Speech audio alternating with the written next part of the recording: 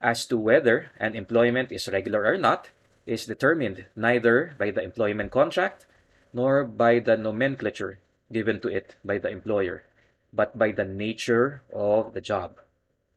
If the job is usually necessary or desirable to the main business of the employer, then the employment is, as a rule, regular. What are indications of necessity and desirability of service? Repeated and continuous rehiring is an indication that the activity is usually necessary or desirable in the usual trade or business of the employer. Also, continuing need for the services of an employee is likewise an indication of necessity and indispensability of the service to the trade and business of the employer.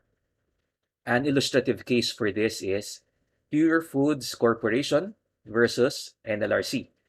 Pure Foods is a corporation engaged in the export of canned tuna fish.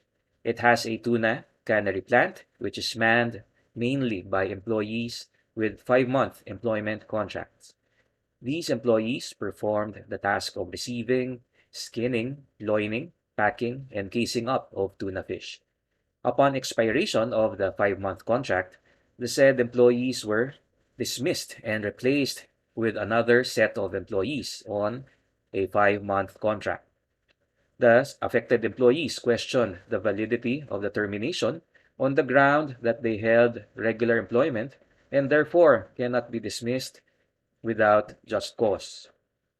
Pure Foods claimed that the said employees were stopped from questioning their separation from service because they had expressed their conformity with the 5-month duration of their employment contracts.